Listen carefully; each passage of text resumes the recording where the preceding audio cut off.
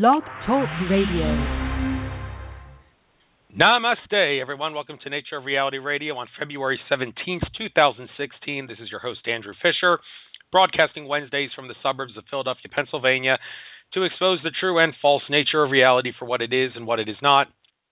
On the show today, Rich West, whose website is richwest.net. He will talk about how to revoke soul contracts, among other things. That's the title of my show today. Rich runs an online boot camp where people can revoke soul contracts and other limiting agreements to improve their lives for the better. In short, I'll have Rich elaborate on this when I get him on the show. It'll be the first time we talk about what soul contracts are and what they mean and all the rest of them. They are agreements made before you were born, before you incarnated on Earth. It is a very good idea to revoke, or also some would say remove or clear, these agreements from your conscious and unconscious mind. Doing so will immediately start changing your life in profound and powerful ways. Much of Rich's program is based on the work of Cameron Day. I tried to get Cameron Day on my show a couple of times, but he never replied to any of my requests. Maybe sometime he'll come on. He seemed like a very interesting guy when I listened to that interview he did with George Kavaslis on Superwoo Radio back in the day. But before getting Rich on, I have his website up here. Use that as a guide. But first, we will do the news, courtesy of Alex Jones and Company at InfoWars. And the talk of the United States and much of the rest of the world, for that matter, has been the death of U.S. Supreme Court Justice Antonin Scalia this past Saturday. They said it was natural causes. Then they said it was a heart attack. Then they said no, natural causes. And couldn't make up their mind, and now we have a lot of reason to believe that this was no accident, this was an assassination. And let me first start off by saying that there's a reason conspiracy theories exist, because people leave lots of room open for doubt, and by God, they've done a lot with the case of Judge Scalia here. First article here on Alex Jones and Company at InfoWars website, Infowars.com.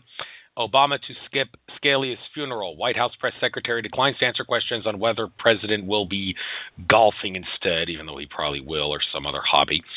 President Barack Obama will not attend the funeral of Justice Scalia, the White House confirmed Wednesday. It's very interesting how a day or two ago, Obama was seen shaking hands with this guy who's, I think his first name was John, his last name was Poindexter. He owns, among other things, the ranch where Scalia died at. One thing that makes Scalia's death really suspicious, well, several things. First of all, when he was found dead, he was found with a pillow over his head. Very abnormal there. And they're not going to do any sort of an autopsy on his body. Wayne Madsen, NSA whistleblower, talked about how Scalia, in his will, I believe said he wanted to be cremated, but something about that seems suspicious because Scalia's religious faith. Well, Scalia is a Jesuit. If you really want to get technical, Alfred Weber did mention that in some post I saw Alfred Weber write on Facebook recently.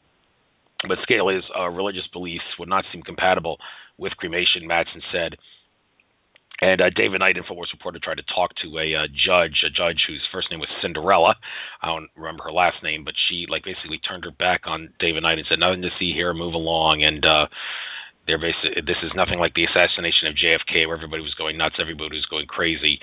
This is completely different. The government is basically like, nothing to see here, don't worry. It's all we don't know what's going on. We don't know what exactly he died of. We're just going to say natural causes without an autopsy. And, well, there's a reason conspiracy theories exist, because people leave lots of room open for doubt. All right, enough of that. Next article. Leaked documents say government plans to make you poor. Ooh. Alex breaks down leaked documents showing the United Nations intends to reduce your quality of life. Breaks down European Union documents obtained by The Guardian showing that fighting global warming will require profound lifestyle changes in accordance with Agenda 21. Well, we all know there is no global warming. This winter up here in the Northeast has been relatively mild, but then again, we have mild winters a lot, and then we have winters with a whole slew of snow, and that's just a nail in the coffin for the global warming scam. And in one big global warming publication, it said, one of the side effects of global warming on planet Earth is that you may see an increase in snowstorms and other extreme weather. Well, that does seem kind of counterintuitive. It's almost as if they put that in there to make us to brainwash us and to scam us into thinking, well, maybe there can be some snowstorms caused by global warming, even if it doesn't make sense and all. And well, I think we're that stupid. So whatever. Just know that global warming, also known as climate change, is a lie to make us so the powers that be, or the powers that should not be, whatever you want to call them, can dictate our lives in accordance with Agenda 21 procedure. Next article. Danish government, the government of Denmark, opens door for potential migrant sex offenders to work with children. Refugees may not be required to prove they haven't been convicted of sex crimes. In a disturbing development, the Danish government is set to drop a requirement that newly arrived migrants prove they are not sex offenders in order to allow refugees to work with children in nurseries and daycare centers. Yes, this whole thing, opening the borders up to let migrants and refugees come into countries that have never before had a high population of people that come from the Arab countries and Middle East countries that the migrants and the refugees come from. It's all to destabilize the countries of Europe and America and all the other countries, take our jobs and all the other things. And I mean, this raises the question also, should immigration be a privilege or a right? Well, I would like immigration to be a right. I would love to see the day where we could all cross borders, international borders, without government permission or paperwork filing and sail into international ports in our boats and ships and not have to go through any sort of like an Ellis Island type procedure to be able to immigrate into this country. But unfortunately, that's not possible, or that would be a very silly idea because, well, for one, in this 3D matrix that we're in with a lot of duality, not all borders are created equal. The border of like Switzerland and the countries that border Switzerland is a lot safer than the border between Mexico and America, or for that matter, the border between Canada and America is much safer than the border between Mexico and America. So there's a big difference when it comes to borders, and of course there is an Illuminati conspiracy, government conspiracy to bring these migrants, these illegal immigrants into countries to take our jobs and screw us over in all sorts of cloud and pivot ways. And as long as that conspiracy exists, it is certainly in our best interest, I feel, to treat immigration as a privilege and force people to go through some sort of a vetting process and have to get a passport and other things to come into this country. Now, how exactly should that vetting process go? And I'm not really an expert on that. I mean, but I'd like to see a vetting process where people don't like have their rights violated. Like when you went to Ellis Island, they had to check you to see if you had some sort of a disease, and you had to stay at Ellis Island for a couple weeks for that. One might say that's an unreasonable search of someone's body without a warrant. And just because someone is not from America does not mean that they don't have the same rights that are in the Bill of Rights. All rights are inalienable. Everybody has the right to do anything that does not cause harm or intend to cause harm to another person or property through either negligence or deliberate intent. And, well, it's a debatable subject, I know, but as long as there's this cloud and pivot conspiracy, let's vet immigrants, please. And please come to this country the legal, lawful way, please. And another Scaly article, don't worry, I'll have Rich West on no later than 10 after the hour. I believe that he was in the queue. I saw two people in the queue, one with a question mark next to his name. That's probably Rich. But anyway, no autopsy for Scalia, yet mandatory autopsies for illegal immigrants. Judge clearly lied when telling press that procedure was properly followed. Yes, it was not. Upon hearing Scalia's death due to natural causes, most people brushed it off, but a lot of people, according to some polls, it was Presidio County Judge Cinderella Guevara. Yeah, that's the judge's name. Cinderella Guevara, who pronounced Scalia dead due to natural causes without seeing the body or ordering an autopsy. And that's the judge who turned her back on David Knight and said, go away, I don't want to talk to you. So every right to be suspicious. And, well, does it really matter who replaces Judge Scalia? One might say no, because as Eddie Craig, host of Rule Law Radio, said, the Supreme Court justices are being told how to decide their cases and probably even threatened. Basically, you rule the way we want you to rule, or we're going to use the NSA surveillance system to show something like you with pictures of naked teenage girls or something like that. And the justices will just go along to get along and rule in tyrannical ways, even contradictory ways against like what they ruled in the case in the past, which is all the more in-your-face evidence that they are being told how to decide their cases by some wizard behind the curtain who works for the powers that be. But people need to wake up to that, of course. Just a few quick articles here. Ultimate Banking Monopoly Edition goes completely cashless. Ooh, that's a way to make us get accustomed to a cashless society for which there are fundamental implications for freedom. No ability to use cash. Then if you can't use your credit cards or a check, then you're screwed. So cash is necessary for freedom, although, like as Alex Collier says, we're the only the only alien race in the Milky Way galaxy that he knows of that uses money. So let's try to first maybe as a transition go to gold or silver-backed currency, then maybe to no money at all. Death investigator says Scaly's death probe very troubling to me. I already talked about that.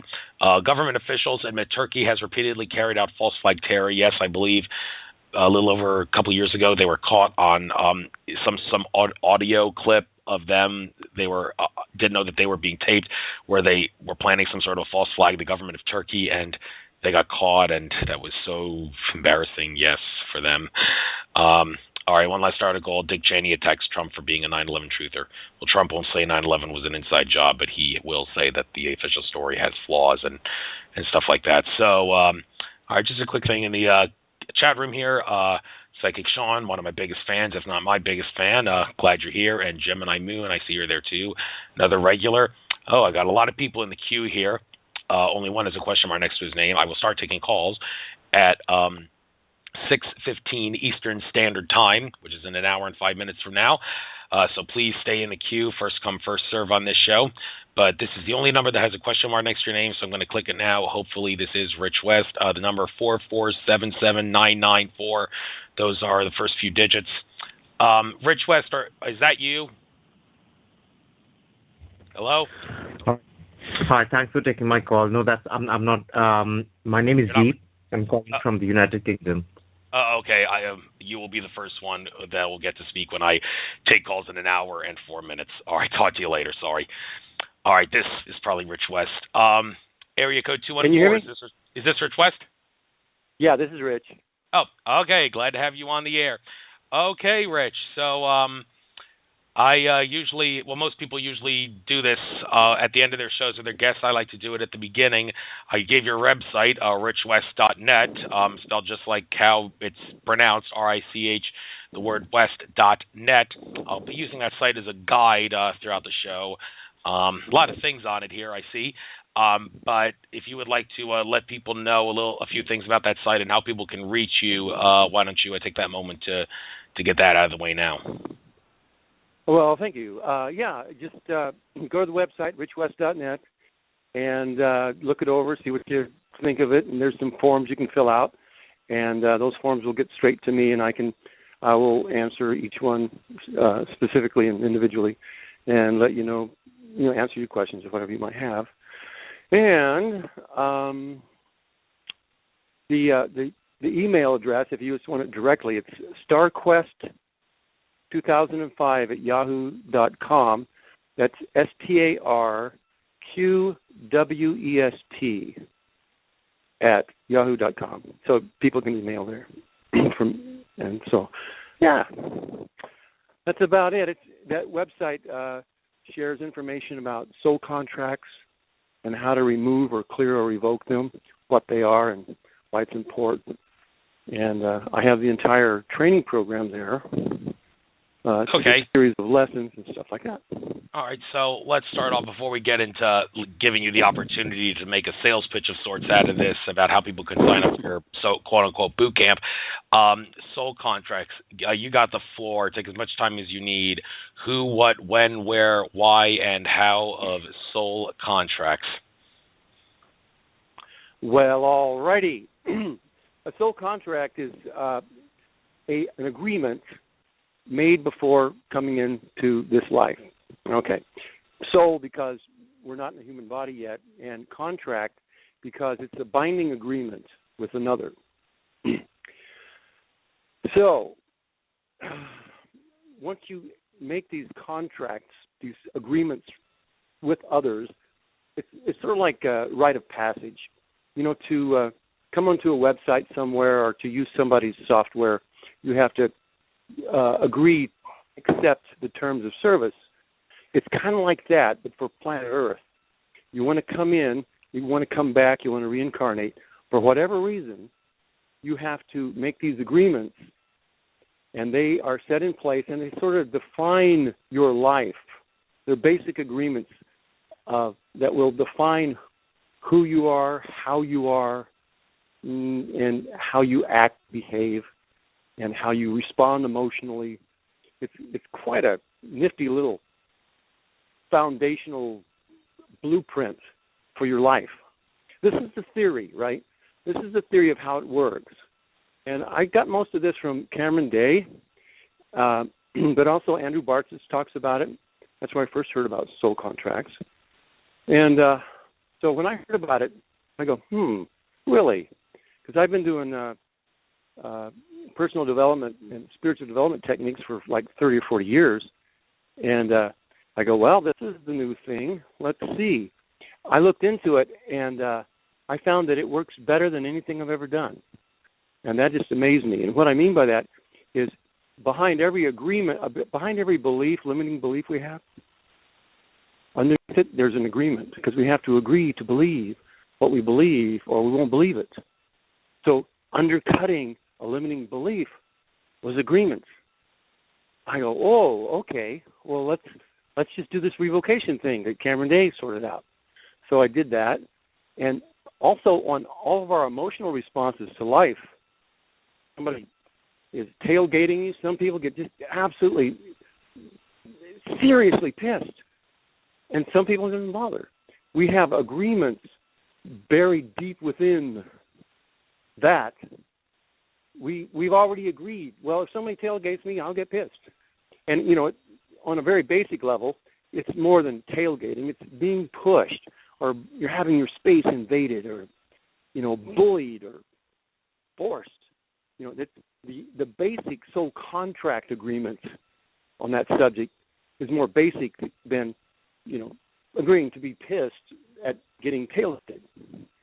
So as I studied this whole soul contract thing, I put like 30 years of experience into it and kind of tweaked it, or set up a few steps that you can do before you do Cameron Day's revocation technique, and then use Cameron Day's revocation technique because it's very, very good.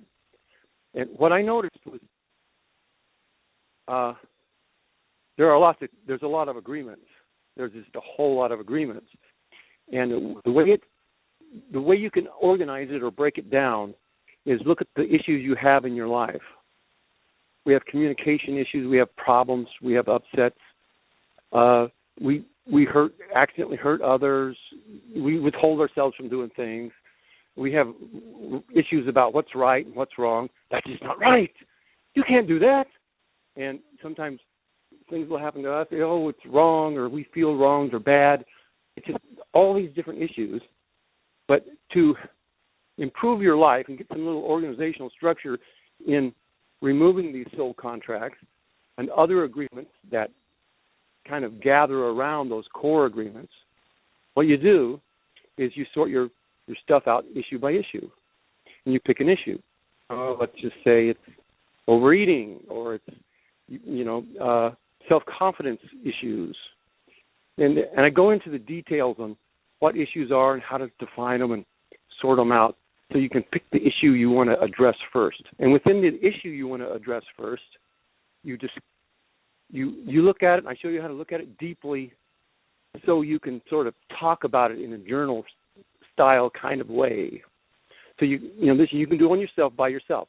So you sit down and you start writing up and talking about your little issue or your big issue, and then you review what notes you've taken, and I show you how to pull the agreements right out of that, seamlessly, easily. And that's the magic of it. When I first started doing Cameron Day stuff, I was getting maybe 3 or 4 agreements and revoking them and going, I still feel like I got the issue. Something happened here. And as I studied it, I realized, there's a lot more agreements related to this particular issue, whatever it might be.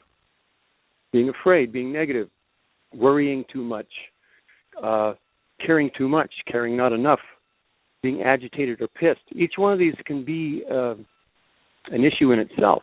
So what you do is you break it down into these issues, discuss it, and you can pull up 20, 30, 40, 50, 60 agreements on one issue. And the magic is that in one session on yourself, you can revoke or clear, 10, 20, 30, 40, 50 agreements. And it works. And you walk away from the session feeling different. You're feeling, sometimes your head you'll literally feel lightheaded. You release so much in negative energy stuff. And you can walk away from a session, or in the middle of the session, you'll be blank. Your head will go light, and the chatter will stop, the internal chatter. And part of the theory is that there are other entities that we're picking up others' thoughts. We think they're our thoughts and our feelings, and they're not. But as a theory, okay, well, let's see if this will work. We do soul contract revocation on an issue, and this mental chatter, we thought we were talking to ourselves or having a conversation or discussing an issue in our head about some negative thing, and all of a sudden it's blank. It's gone. That conversation we thought we were having with ourselves released. It cleared because of the agreements that were in place allowed that to happen. We agreed that that could happen, would happen, and was happening. And when you revoke those agreements, it breaks the bond and the power that any entity or thought form or any aspect of the conscious or unconscious, it breaks that agreement that will happen. And because we are infinitely powerful beings, and we're only bound in our limitations here on earth because we've agreed, when we break those agreements or revoke those agreements, we're clear and we free ourselves up emotionally and with our limiting beliefs. They fall away. I don't believe that anymore. Literally, you walk away from a session going, hey, that thing, I don't believe, no. And I do not agree to have an emotional response, a negative emotional response to an issue that you wish you didn't get that way, like jealous or hateful or angry or something. You go, no, revoked. And you can revoke enough agreements in one session that it will clear the issue, as opposed to revoking 2 or 3 or 4 agreements, and it seems like the issue didn't really clear. The agreements you had that you revoked cleared, but you had other agreements, or you do have other agreements in place relative to an issue that are subconscious that cause you to continue to be agreeing beliefs and emotional responses. So that's it in a nutshell. Pretty cool indeed. I could go on about. Go ahead. I'm sorry. Well, you can go on about what? If it's something else, then by all means, you still got the floor. Oh, well, that's okay. You can jump in and. Okay. Say a little... Cool enough. Yeah. So if someone like recently at one of the Socrates Cafe meetings I was at, when I'm there, I like to talk about a lot of things that other people that are there don't normally talk about, like conspiracy theories and the nature of reality from an infinite consciousness perspective. And after I got done explaining how screwed up this world actually is, and one of the people there was like, wow, if I knew that this world was going to be this screwed up, I certainly would not have wanted to come in this world. And the first response I gave to them was, I hate to burst your bubble, but no, you did make a soul contract to come in here. And then I, in a nutshell, explained what a soul contract was. Do you think that's a good response to give to anyone who, if you ever hear someone say, if I knew that this world was such a Alice in Wonderland prison planet, I wouldn't want to come here? If they said that, would you recommend telling them, no, you did make a soul contract to come here, and then explaining what a soul contract was? Well, it would depend on the person, but you could easily say, well, it was you came in through an agreement. You are infinitely powerful. You do have choices, and you can make the choice. You came back because you agreed to come back. Had you not agreed to come back, you wouldn't have. And if they say, oh, no, I wouldn't, this place sucks. Yeah, and you go, well, we don't remember what happened. So because we don't remember what happened, take this as a theory, try it on for size. But here's the thing. We have been deceived and manipulated and programmed into wanting to come back. And so we either have a compelling reason to come back and help, or we believe that one more round, come back just one more time, and we can fix it all and leave here for good. There's just many different scenarios a person can be involved in full level before they come back.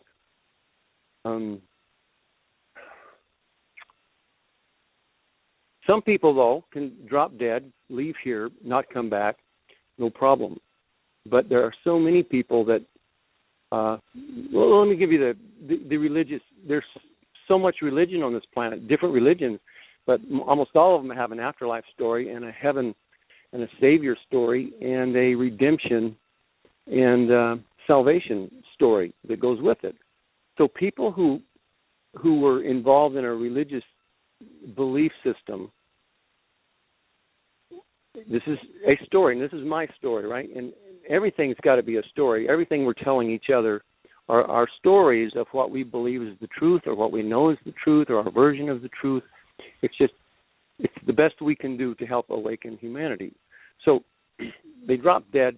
They're in between lives. Well, some of these people will go to a belief system territory that allows for, let's just say, the Christian religion and the Christian story. And part of that, for some people, is the judgment day or the judgment in the life review. So the way the dark forces, who are pretending to be our spirit guides and angels and helpers, and actually the story is that they are part of the team to keep infinitely powerful beings like you and I and everybody else coming back, not realizing our power and strength and ability, and getting us to believe we're just people and we're bait, we're not very experienced, so we still have issues with love or compassion or forgiveness or courage or something, and we are talked into, manipulated and deceived into agreeing to come back, just one more time. And you can fix that thing you want to fix. Just one more time, come on back.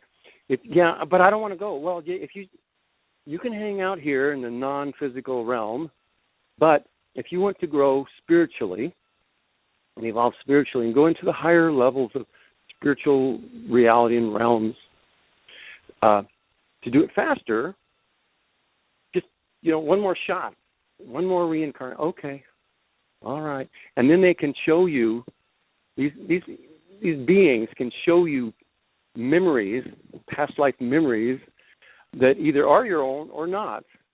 But you could think they are your own memories. It's just mind control and mind programming stuff. So you look at all this and you go, oh yeah, I was bad. Or they might show you your life that you did have and that you do remember, but they can just show you the bad parts and not show you the good parts.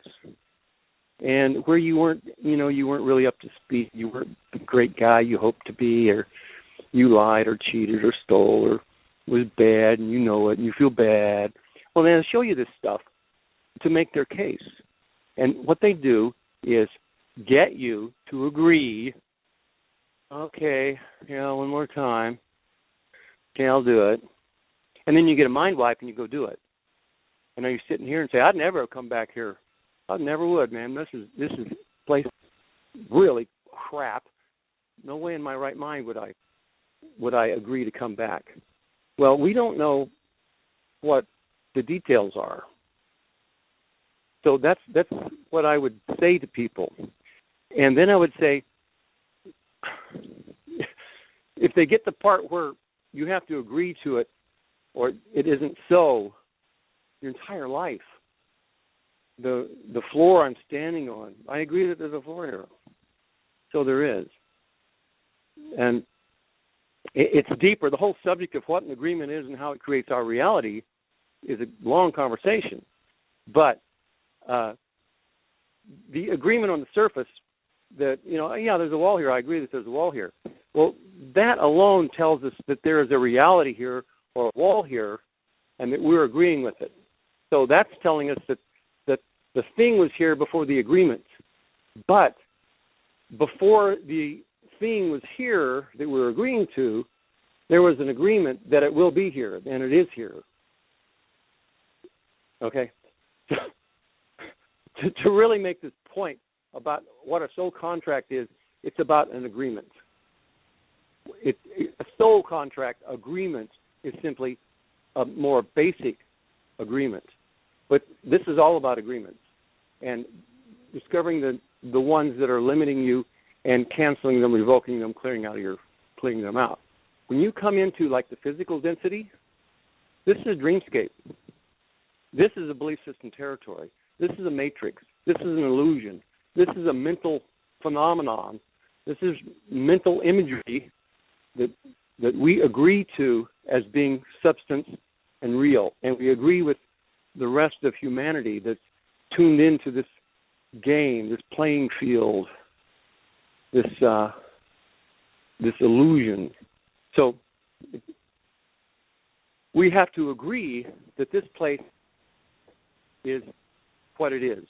In order for it to be what it is, we have to agree that it's substance and it's real. Okay? And then there's a lot of other agreements that are in play.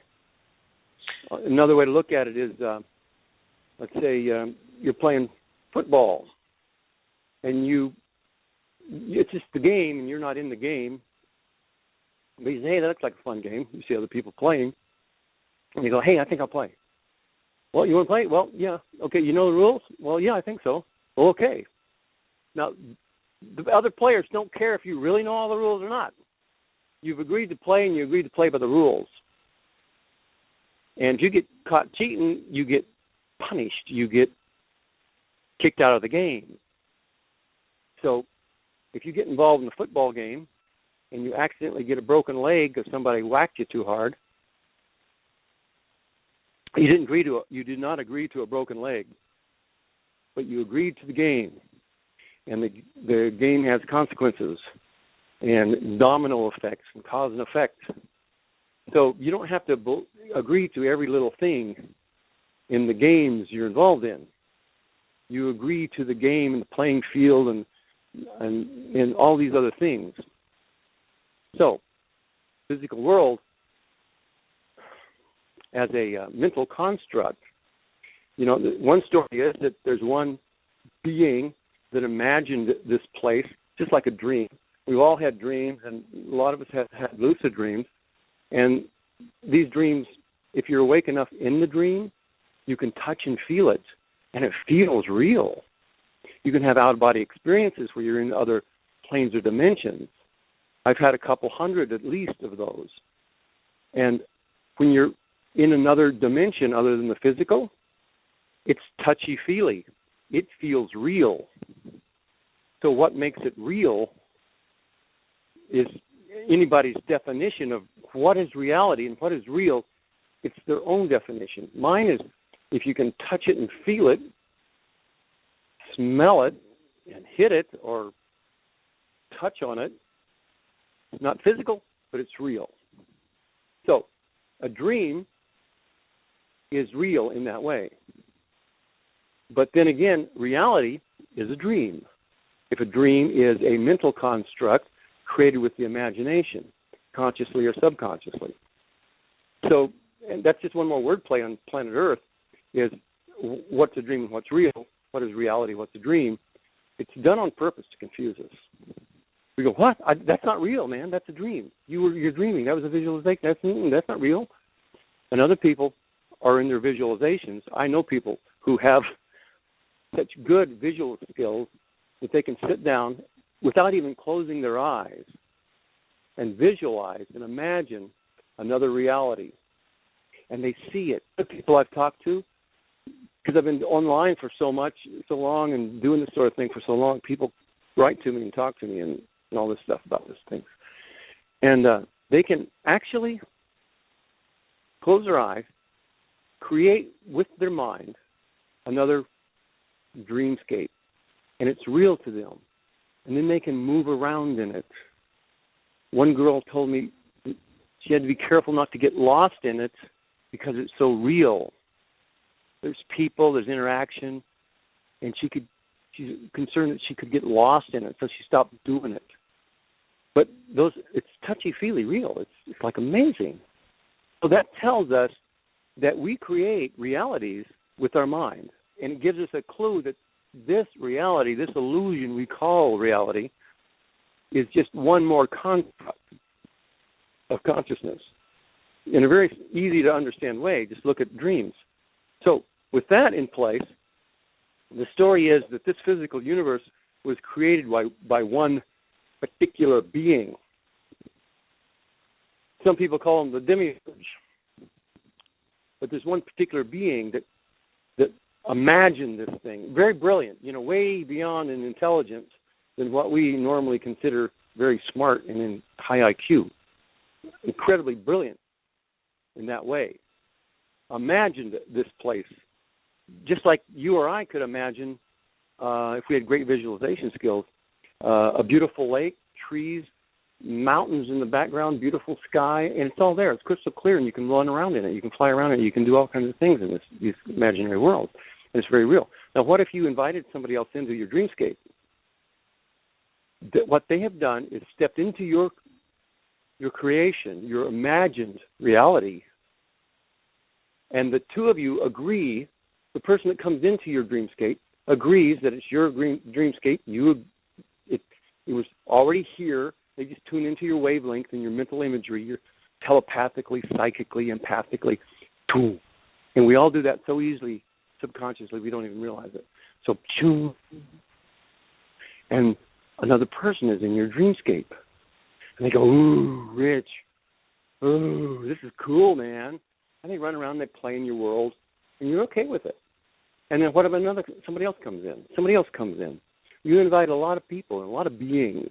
They go, ooh, and you allow them to create a few things or lots of things or nothing at all. Maybe it's just, hey, play in my world, but you can't change anything. You can't make a new tree for yourself.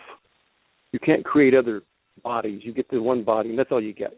Oh, okay, whatever you say, Rich. It's the rules. Agreed. So they agree to the creator or a prototype. So there's all kinds of agreements that can come into play. But here they are. Everybody's playing in your dreamscape.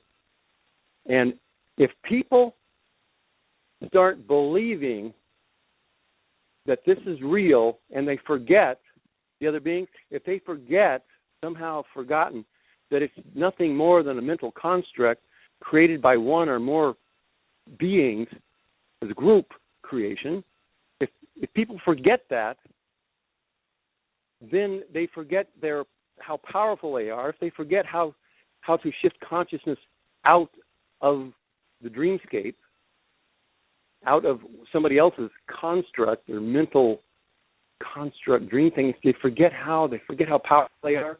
They can get caught up in that reality system. It becomes their reality. So, in theory, this is what we are being, people are telling us, and you can buy it or not. It's like, okay, this guy, Demiurge, has created this universe and invited gazillions of others into this universe. And here we are. Now, it's just not an overnight thing, and maybe your first time in wasn't like last week or last lifetime. This universe has been around for billions of years. So a lot of us have billions of years of history in this physical universe experience, you could say, in the Demiurge's created material universe. So, okay, if that's it, how many billions of years or millions of years would it take for an individual to gather more and more agreements and get more and more programmed into limitation and start forgetting how powerful they are? A million years, 2 million, 100 million, a billion? So the theory is, and I believe it, the theory is that most of us have been here so long that we are on a dwindling spiral of ability, awareness, and understanding of self and the universe and the multiverse. So when we get out nowadays, when somebody dies, drop dead, oh good, free of the physical body, it's like It's like getting out of your prison cell, but not out of the prison. Now you're in the prison yard. You're still not free. You walk out and you go, oh, I'm out of body. My body's dead, but I'm okay. I'm good. Your experience after you die will be based upon your beliefs.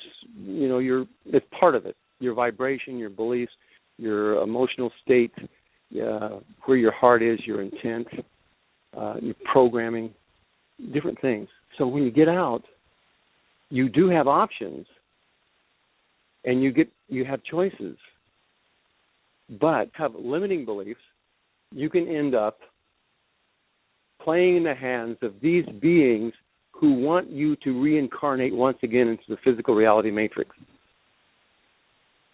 And so what's to be heads up about is that you do have choices and you don't have to come back. So it becomes what you get to do is now research the afterlife. What is a spiritual being? What's the mind, and how does that relate to the spiritual being when they leave the body? And how much of these limiting beliefs do you take with you? Can you drop some away before you leave here? And it becomes a thing about spiritual freedom. So this whole thing about soul contracts and other agreements and spotting them, learning how to revoke them, and removing them from your life is really about your spiritual freedom here, now, and in the afterlife, what you're going to do and where you're going to go. Because we are unlimitedly powerful. The only reason we won't be is because we agree to believe that we aren't. Or how we get beliefs and how we buy into them is another long story, but basically we're the effect of our beliefs and emotions, our fears, worries, and concerns, desires, addictions, and all of this. And all that comes into play, and these beings, when we get into the afterlife, they know how to use that and manipulate us into getting us to agree to come back again. So people who say, hey, I wouldn't come back to this shithole, this is crazy. Well, yeah, maybe. But if you understand this, if you understood it the way I do, and maybe perhaps the way you do, or other people that get it the way we get it, we go, we get it, yeah. And so this whole thing about soul contracts and revocation, it is nothing more or less than one more way or one more tool in your spiritual toolbox for awakening and empowering yourself, releasing limiting beliefs, negative emotions, and entities that can affect you in your space and in your mind. It will help you clear up the mind and know thyself and awaken to a new level. And you can address each of your issues, whether the issue is your love life, your health, your diet, finances, your afterlife, dream recall, getting out of body, consciousness shifting to other realms, or self-actualization, or anything at all. You can apply these soul contract revocation techniques to any issue and dig up and remove these limiting agreements, that cause you to feel and believe what you do. That said, it's the agreement. It's just us agreeing to things that binds us to the life we are experiencing and living right now. Ta-da! Yeah, in regards done. to in regards to you. All right, I'll let you finish that thought. What were you saying? Oh no, I was just saying, ta-da! Done. You read it right. I was done. Okay. In regards to what kind of life we go through, planet, when I was at the Mount Shasta conference this past summer, one of the people speaking talked about how I guess you could use the word hierarchy. When you incarnate on this planet, I believe it's something like first you start off as a rock, then you become, I could be wrong about this, a rock, some sort of a plant, then some sort of a protist, then some sort of an animal, then some sort of an animal that's the pet of a human, and then after that passes away, that body of yours passes away, then you become a human. Did I get that right, or did I screw up on a couple of lines there? Well, it sounds good to me. I mean, that sounds like the evolutionary thing, and maybe from a genetic memory sort of thing. But that's not us. We are creator beings. We create the material world and everything in it, just like we imagine in a visualization or a dream. We are the creators. We are the nothing that creates the everything. We choose to create something and experience it from one viewpoint or many, or from a 360 viewpoint, and then we just go from there. We go crazy in creating and experiencing life in different ways, and we've gotten to the point now where we've gotten ourselves into a one point of view here on planet Earth, which is actually 2 points of view, because you get 2 eyes, so you're looking at the planet from 2 points of view. It's kind of weird, but we have this one consciousness from which we process our perceptions and experience in this life, in this world. But in fact, we're unlimited beings. We can consciousness shift, and literally, it's just you shift consciousness out of this universe, out of this mix, into another. Every plane, dimension, reality system is in itself a construct and a reality system. And what makes this one a matrix is that we're embedded. Definition of a matrix is a structure of some sort in which something else is embedded. And what's embedded in this matrix is us, the consciousness that we are. We can't easily get out of here. And when we do get out, when the body drops dead, or we have an out-of-body experience, there are things in play to get us to come back. And the beings who want us here and continuing to come back are very clever and very deceitful and very ambitious and aggressive about keeping us here. They are ruthless. They are clever. So it becomes our task to understand them. Can I stop you there for just a moment? Sure. Reincarnation, them trying to keep us here. You mentioned Andrew Bartzis earlier. I'm a big fan of his. You use him as a source often because his Akashic record skills, as far as I'm concerned, are probably the best source out there for getting the correct answer. But he has said that reincarnation is not our friend. But you don't want to be reincarnated. You want to get out. You want to incarnate as something other than reincarnate, because that's basically part of the matrix. That's part of the trap. That's part of the quarantine to keep us here. Is he right about certain aspects of reincarnation only, or is that 100%? Because a lot of people I've asked this question to say, well, maybe some reincarnation is like that, but certainly not all reincarnation is a quarantine matrix type of reincarnation. Oh, yeah, I'm with Andrew on that, and you. Yeah, you don't want to reincarnate. Carnal, that's body. Incarnate means in body, in the meat body, in the physical meat body. Don't want to do that. Reincarnate means to do it once and then do it again. So reincarnating, bad idea. This whole physical reality experience, most people we don't know any better. We don't remember a better reality. There are other reality systems that I've personally been to that are more real than this place, touchy-feely.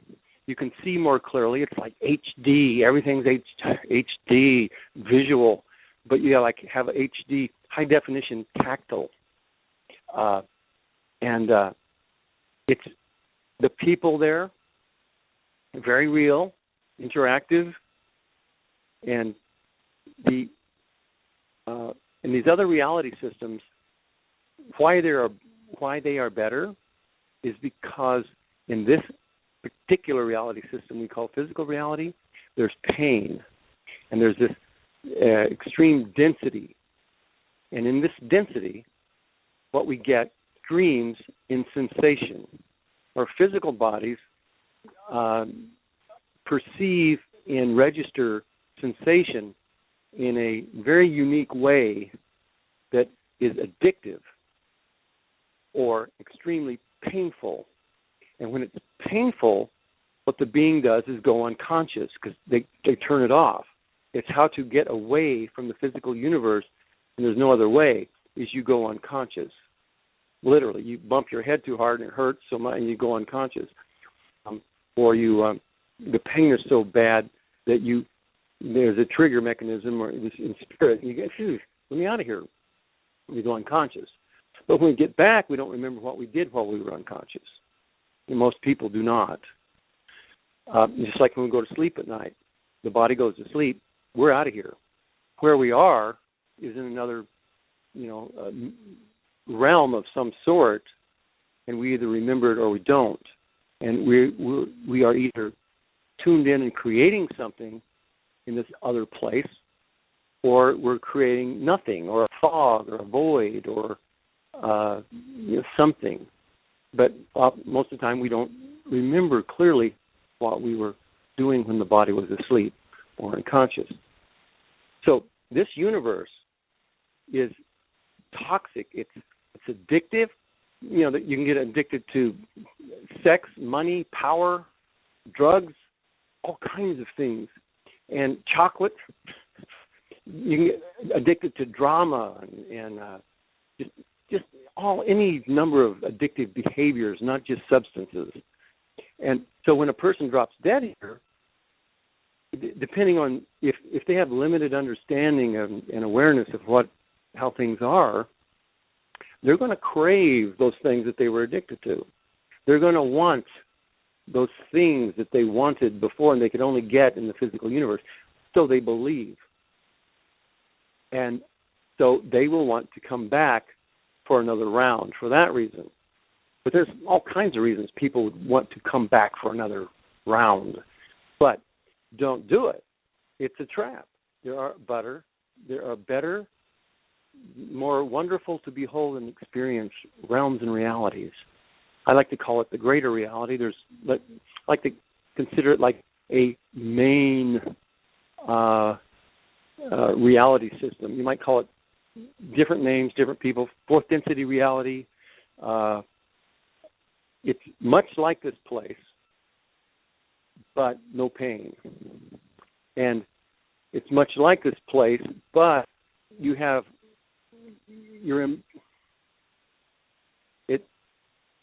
going to have war there. You're going to have fighting and competition, and but also, like this universe, you can go to different places. It's going to be loving and kind and decent and wonderful, and you can have your private place, and it can be joyful. It's a pretty big reality system or universe, but it's not this density. And you have more freedom, and you're free of the pain, and you have the opportunity to learn and grow, and never come back here, but come here because of their addictions and their programming, and they just don't know any better. Being lied to, manipulated, and deceived in the afterlife by other people, other beings, the angelic hierarchy. It's all set up to keep billions of people reincarnating right here on planet Earth. And it's not pleasant. You ask anybody, it's really not a pleasant place to be. And there's a better places to go and be if you don't reincarnate. But there are things in place that are working to get you to reincarnate. So it becomes our job to learn what those things are and what can we do about it. If a person even cares about this stuff that we talk about and what we understand as the true nature of reality. So I guess that's all. Yeah. I just want to let you know for a brief moment there, I lost connection through Skype. Hopefully that won't happen again, but you were still talking, so it's not a problem. Okay. But I noticed something on your website here. lesson, don't go to the light. I remember in a recent Alex Collier interview that I listened to a few days ago, he talked about how if you see the light, turn your back on it and say, I am ready to go home, or something like that. And you, at that point, you will you will not reincarnate, or whatever going into the light will do. So maybe you could help elaborate on what he was talking about there. So why do you say don't go into the light, and was he spot on with what he said you should do if you see the light? Yeah, he's spot on. I like Alex Collier too. Alex and Andrew Barkis, I watched this whole 20-hour presentation on the Galactic Historian thing, took a lot of notes.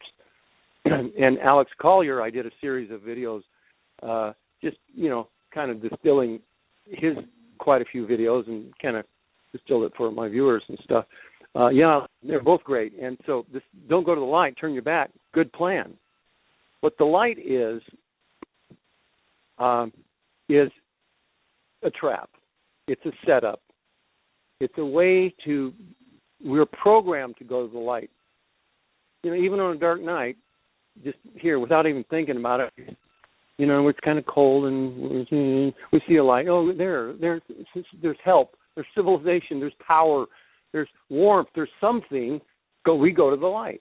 But it's real deep, this whole go to the light belief system. It really is the false light. It's all, I think it's in the Buddhist teachings, the Vedics or something.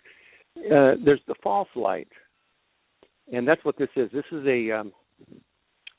is technology, and it's there to get us to go to it. And it's basically an implant station. You're going to go in there, and they're going to give you the razzle dazzle and tell you a story, and basically get you involved in a past life review of your life, where they can play more mind games. And the whole plan is to get you into reincarnating. Now or later. They don't care if you wait 1,000 years in Earth time. They don't care. That's nothing to them. But their plan is to get you to come on back. And they might say, come on back one more time. And you don't remember, they may have said, come on back one more time 1,000 times. We don't remember. That's the thing. So don't go to the light. Absolutely. Other people talk about that too. Robert Morningsky mentions it in his Terra papers. Don't go to the light, man. What you can do instead is just like, whoa, stop, turn around, reflect, and it's go home. Imagine, choose to go home. That's a good thing. Another thing you can do is just move off away from that light, relax, get over yourself and your physical life, and gradually the beliefs about many of the beliefs, limiting beliefs that you've had in your physical life will start falling away, simply because of your new experience in the now. You go, oh, I'm still alive. Oh, I'm not in a physical body, but look, here I am. You might look and you can see your hands. Most people, I think, are going to have a physical body, a body that looks similar to the one they had in the physical world. It's just their latest body type that they had, so they're going to be creating that subconsciously. You go, oh, I'm still here. And you're going to feel better. You're going to feel freer. And it's just like, if you go to the light, you're going to be drawn into all kinds of crazy shit. I don't even like to talk about how crazy that is and how insane it sounds. But pause, regroup, take it easy, and observe your surroundings, and your beliefs will start falling away, some of your limiting beliefs.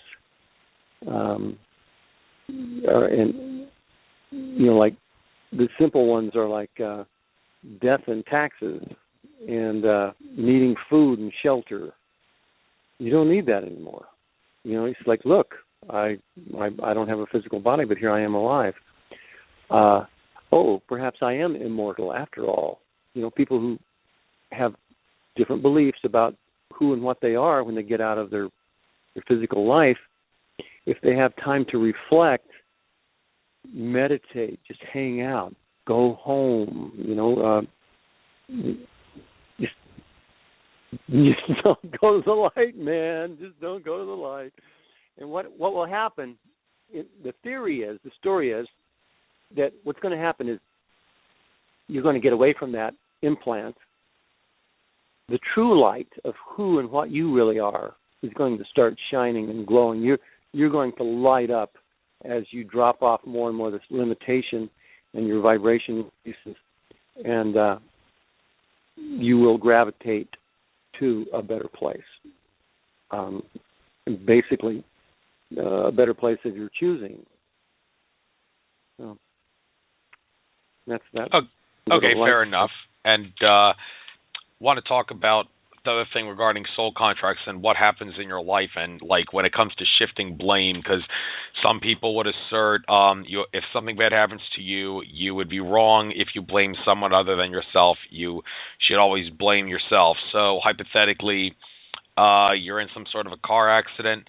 The accident was totally the fault of someone else, but you agreed to that accident as part of your soul contract.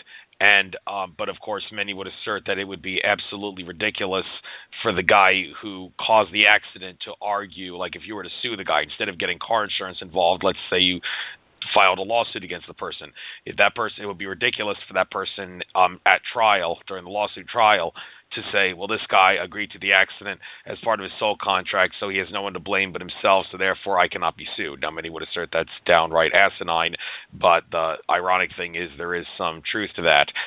So realizing that, I guess the appropriate question for me to ask you is it fair to say you should blame no one but yourself? And if that's the case, then are lawsuits like that absolutely ridiculous to even try? There shouldn't be lawsuits because people should blame no one other than themselves, if that's the appropriate question for me to ask you. Yeah. Well, okay. What that has to do with levels of understanding, looking at this from one perspective or another level, how deep do you go at understanding life? It's not how, you can look at it from on the surface. Hey, it was his fault. He ran into me. It's his fault. He shot my dog on purpose. I didn't have anything to do with it. There's that. Look at it. And if that's all a person needs to get by, yay.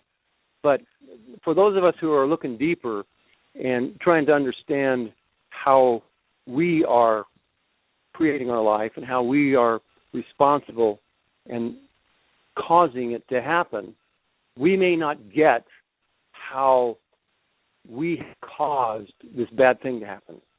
It's like, did I agree to be in a bad car wreck? Well, maybe you did. But you maybe didn't believe, maybe it wasn't an agreement to be in a car wreck, but give it some time. What happens, in the recovery of the car wreck and what happened and how you change in your life. A lot of people will tell us, they've had great spiritual growth after a terrible accident. And the rest of us are rolling our eyes and going, well, that's messed up. But okay. But there is that. And so it has to be taken into consideration when we look at fault finding and blaming and blame ourselves and stuff like that. The thing to know about agreements and soul contract agreements is that they are at the foundation and the basic level of this whole law of attraction thing, or the manifest your own reality, create your own reality. Our agreements are at the core of that. And it's those agreements that cause the manifestation of a reality, whether it's good, bad, or indifferent. And it's like the agreements cause the emotions, which is the emotional vibration, whether those are positive or negative. And by positive, I mean just it has to do with things we want to feel, be, do, or have, or believe. And negative just means those things we do not want to be, do, have, feel, believe, or experience. That's all I mean by positive and negative. So we have agreements in place that allow or cause the manifestation of the feeling states. And the feeling states are our emotional feeling states, and our emotions are our spiritual energy in a particular vibration, a particular frequency and character. But it's all our life energy. Our hate energy is our love energy changed into a deeper density. Hate energy is life energy that is, if you start expressing your hate and talking about it and getting it out, it'll turn into anger. So what you've done is looked at your hate energy, started expressing it, and you're allowing it to flow, and the density of it is lighting up. It's lightening up. It's going from like ice to water to gas. It's the state of your life energy is changing from hate to anger. That's how it works. Grief will turn from painful grief, crying feeling state energy to another kind of sadness and a fear. Just kind of, it's just all of it is our life energy. And so it's our life energy in a particular vibration. The theory is that law of attraction stuff, our vibrational energy, our emotional energy stuff will attract circumstances and conditions which will cause us to experience more of the same. And we go, yeah, that makes sense. And we go, no, that's not right. Yeah, that makes sense. Well, there's a lot of truth in it, but it's not the whole story about law of attraction, so it gets weird. But at the bottom of the emotional response, the vibration that would cause something like a traffic accident, also at play would be beliefs that are in play. And these work together to manifest your reality in the now. And let's say it's a traffic accident, and it's a bad one. And you go, how the hell did I cause that? And this would be my understanding of how that happens. We are attracting it into our lives because of our, mainly our beliefs, our emotional state, fears, worries, and concerns, and those are based or come into play because of our agreements. So that's how I would explain that. And we are responsible for the agreements. We agreed. Right. And in regards, we got 5 minutes to discuss this before I want to start taking calls. Well, maybe we'll get back to this after some of the calls are taken. There's quite a few people in the queue, though.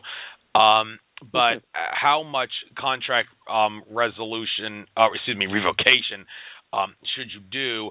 And I mean, I have read Andrew Bartz's soul contract revocations. There's the government, media systems, masculine energy, feminine energy. He's also done one for troll energy revocation and a couple of others. And my way of doing this, he says that you should read them out loud, and you like if you do one, do the next one within 72 hours or something like that. But you know what? I just do it all at once. All of those, it takes about half an hour to go through the government, media, male and female soul contract revocations, and then after that, I've done the troll ones once ever since he started doing that one, and also another one like X amount of words of. Like that's the one you should do before you do all the others. So, I mean, if you're the kind of guy like me that just reads all of them at once, it takes about 35, 40 minutes to do them all. You got a sore throat after you do it, but it's totally worth it because you've gone through all that trouble.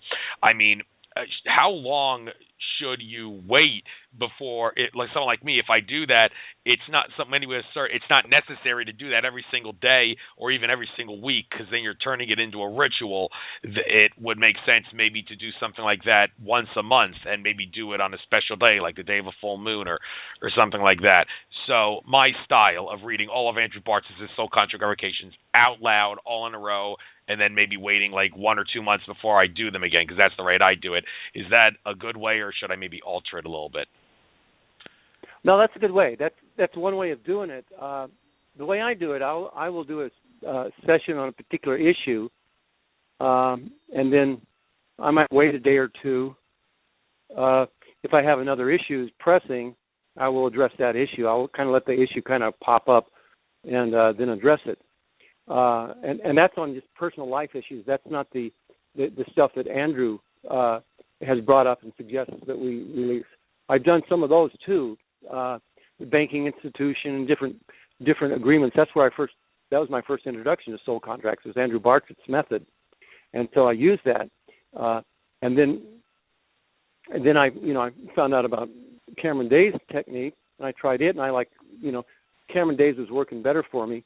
I go, I think I can get a little more mileage out of this if I got more specific on the issue and more detail on the agreements and how to pull them up. So I started doing that, and that works really well too.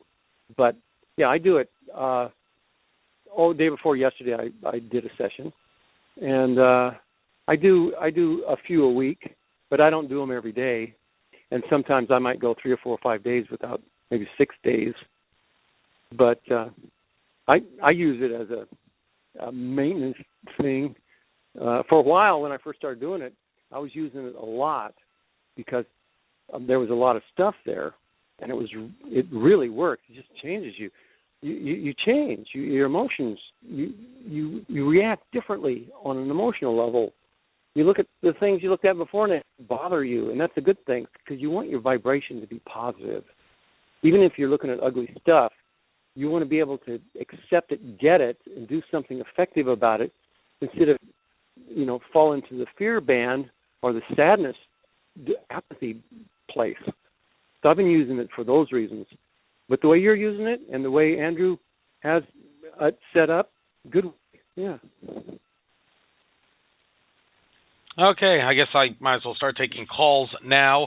Got 1, 2, 3, 4, 5 people in the queue, although there's only one person that has a question mark next to their number. That's the person I let on before. I'd let you on thinking that was you. So first person in the queue, number 447799, I already let you on earlier. But once again, introduce yourself. You are on the air. What's your name? Where are you from? What's your question?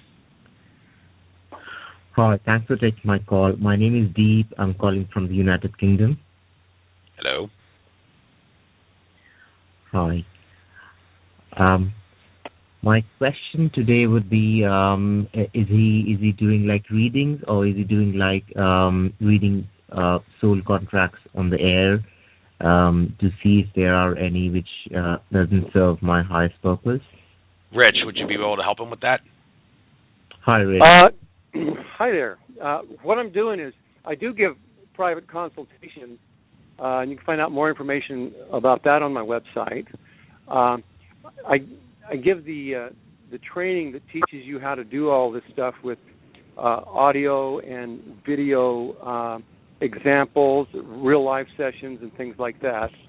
And I'm also I didn't mention this before, but on February 27th and 28th, Saturday and Sunday, Pacific time, I'm doing an all-day, 2-day, all-day training, live video, webcam, interactive. It teaches the entire course that you find, the soul contract course you find on the website. So that way I could, interact more easily. Some people will be able to be on the webcam, and the rest of the students are live in the chat asking questions, and I can respond out loud live on video. But I'm not sure that answered your question. Was there some other part of that I didn't quite get yet? Yes, it does answer my question. Thanks, Rich. I'll go through your website. Okay, thank you. All right, thank you for calling in, and good luck on your soul contract revocations after looking at the website. Take care now. Cheers. So long. All right, next up, one of my regulars, Greg Mason 3. You are on the air. Where you from? What's your question? Hello, I'm from Pennsylvania. Right. Yeah. Of course you are. Great topic. Whenever I saw the topic on there, I made a point to make sure I was here for the whole show. My question is, do you think that we're actually taking on more contracts as we're here on the earth? Or maybe it's just strengthening the ones that we already have when we actually meet those people.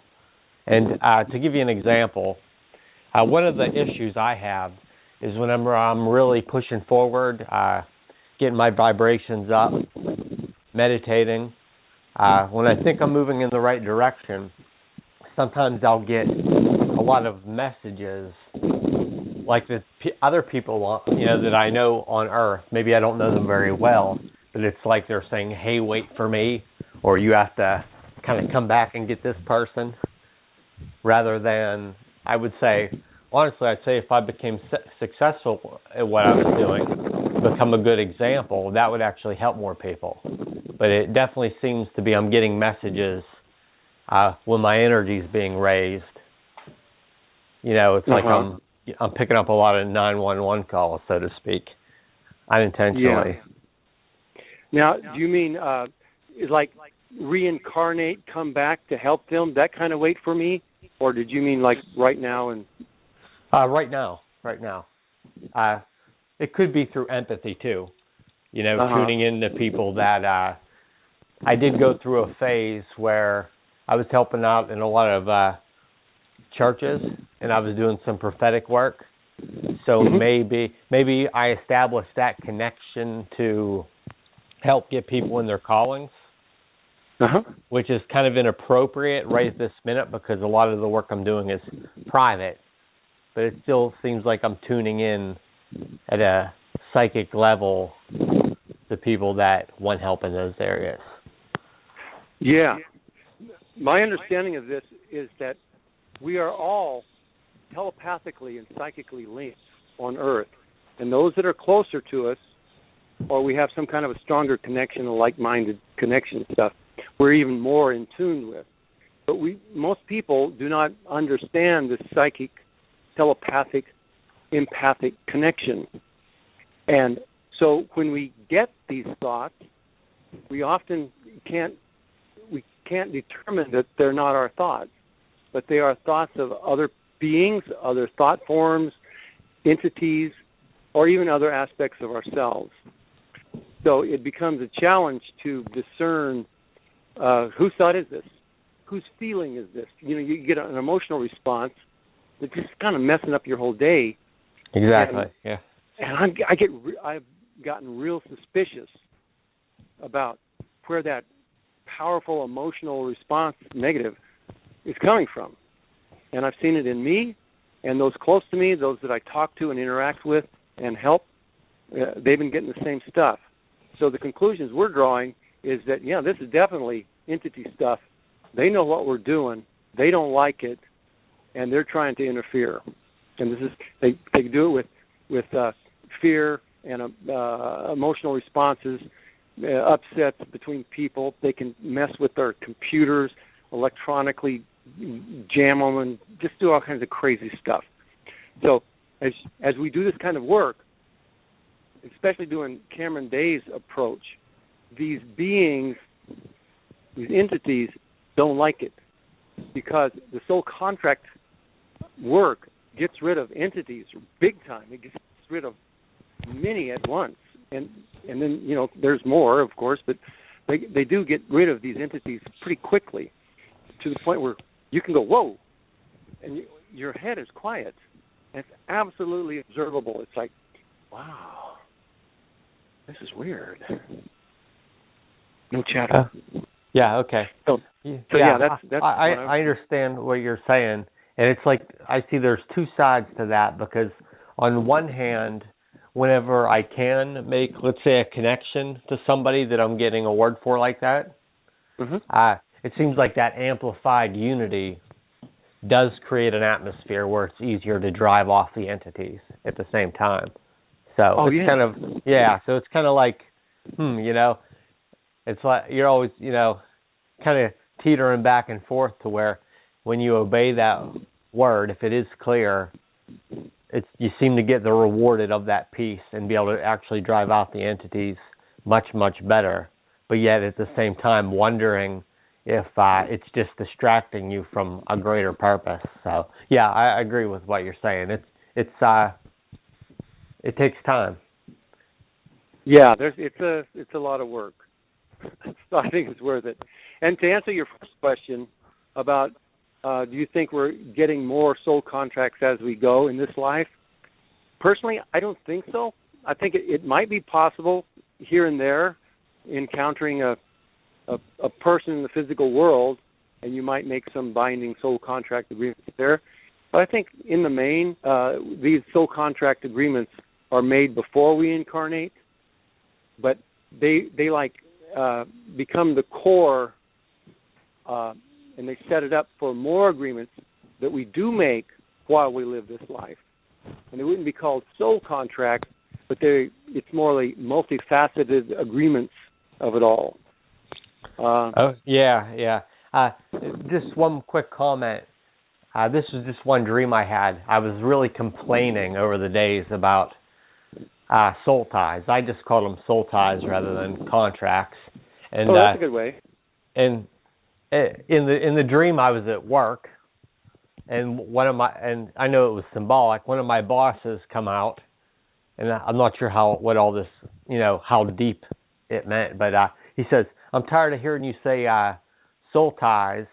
It was more like work ties because I was in it was like the agreements of the work I was doing and the people that I was with, and the rules. And it was like if I changed my job, so to speak, or I changed the type of work I was doing, the type of people I was with, then I would change it, and I wouldn't have to be complaining about that anymore. That was only in one realm, I think it referred to my earthly work, and but it's different because but I just wanted to mention that. Yeah, it is symbolic of the whole thing, isn't it? Yeah. So thank you, though. You were really helpful, and it's good just to be able to talk about this kind of stuff. Oh, great. Good deal. And nice talking to you, too. Thank you for calling in. Greg from PA, call in anytime, fellow Pennsylvania. Okay. Bless you, guys. Take care now. Bless you, too. Namaste. All right, 2 more callers. Area code 563. You were on the air. What's your name? Where are you from? What's your question? Or are you just listening? Area code 563, going once, going twice. Namaste. All right, area code 469. You were on the air. You're the last caller. What's your name? Where you're from? What's your question? Probably someone who's just listening again. Area code 469, going once, going twice. As they say in Japan, sayonara. Yeah, I'm just listening. Sorry. Oh, sorry. Just you're listening. still on the air. That's okay, fine. Okay. Just what's your name? Where you from? What's your question? Yeah, Hello? I'm just listening. Oh, okay. Sorry. Sorry for that little interruption there. Okay, take care. Later. All right. So it's not very often where someone takes 5 seconds to tell that they're just listening, but expect to happen every so often. So anyway, all right, what to talk about next? We've got 36 minutes left on the live feed. If you want to go a little past 2 hours, that's okay. Let's try to keep this to a 2-hour show. It's just that after 2 hours, when the live feed's up, people have to call to listen. Yeah. But best ways to resolve karma. Now, there's extreme ways of resolving karma. Like, let's say you get raped. You wonder, why did this happen to me? And you go to some Akashic Records reader or a past life regressionist or someone, and you discover that in a past life you're the one that committed the rape, so you had to resolve karma by getting raped in this life. Now, that's an extreme example of resolving karma, and that kind of happened against your will. But ways that you could resolve karma using your own will, I think Dolores Cannon, the late Dolores Cannon, said best way to resolve karma is to forgive. But does forgive mean that you should never seek justice and you should always look at justice as glorified revenge? Because George Kavaslis said, I don't ever seek justice because to me justice is glorified revenge. But many would assert if you don't seek justice, you're basically going to let them think that they can get away with anything, the people that caused you injustice, and that's not a good idea. So I guess the question in regards to whether or not justice should be looked at as glorified revenge Is that a good or a bad way of looking at it? And also other ways to resolve karma using your own will that are good besides forgiving. Well, all right. Let's see. The whole thing about justice and revenge. Yeah, I'm kind of with George on that. It's like if we, I'm not saying it's easy. If somebody did something really bad to you or your loved ones, what are you going to do about it? Yeah. There's that desire to seek justice, but when you think about justice and injustice, this is duality, this is polarity, this is this physical universe stuff. And so if you're playing the duality, if you're playing justice and injustice games, right and wrong, good and bad, this is part of the thing that's going to keep you involved in this vibration, this universe of duality. But with that said, if you're looking for justice for a wrongdoing, your attention has to be on the wrongdoing and the wrongdoer. And when you when you put your attention too much on that, if you hang on to that for too long, wanting to see justice, you are literally putting your attention on the negative. You got to focus on it, so you're going to feel about it. You're going to feel it's wrong, and you're going to want justice, but you're not getting justice. You're getting the feeling sensation of wanting. And if it's really a terrible thing that happened, and you really want justice, you're really focusing on the terrible thing that happened and the emotional experience of that, and that's what you're holding on to when you go that far with the whole seek justice thing. That's my understanding of it. That's the way I see it. I'm not saying it's easy to just walk away when somebody screws you really bad, or the ones that hurts somebody you love, but that would be the principles behind it. And it's as best you can, you learn how to let it go. Don't hold on to that stuff. That's not good for us. To hang on to those negative things, let them go if you can. And there's also underlying that is the agreements that one has in place about the importance of justice or revenge. Is that what you believe? If you believe justice is necessary, it's because you agree that justice is necessary. And if you really just cannot shake a thing about revenge or bringing justice, and you want to, you can do this kind of spiritual work on it, agreement releasing on it, agreement clearing. But if you would rather deal with it and pursue the avenues of justice, then that's a choice too. So that's what I think about that.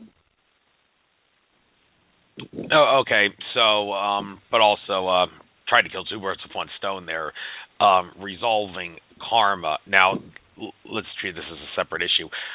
What the example I gave of karma being resolved against your will, like you got raped because in a past life you raped someone, so that's the way to resolve karma. That's basically a way where all the karma is resolved in one sitting instead of a small series of things happening to you that would maybe over the course of those series of things happening would equate to being as bad as one rape. I mean, I don't know how the creator or source would determine this. Like, let's say if you do someone who does get raped because they in a past life were the ones that committed the rape, but let's say that doesn't happen to someone. Let's say someone in a past life did commit the rape, but they aren't going to get raped as part of their resolving karma. They're going to have to undergo a series of like maybe 10 or 12 unfortunate incidents that would be over the course of time just as bad as the rape. I'm sorry people getting uncomfortable with me saying this, but I just have to help people make sense of how karma is resolved if it's being resolved in a way that's against your will. So maybe let's talk about how it's resolved against your will and then how you can resolve it by your own will.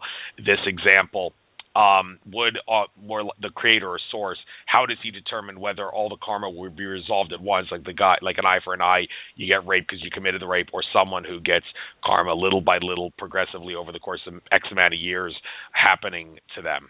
How does the creator decide who gets that and who doesn't? Okay, good questions.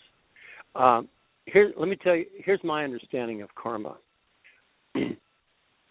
Karma is based on the idea that balance is required regarding these acts, harmful acts. And so I'll tell you what I really believe. I believe the idea that there's the only reason karma is in play is because a person believes it is in play. It's not some spiritual law or some universal thing. It isn't. Not the way I see it. It is a programming in place on planet Earth to get people to come back and make up for whatever.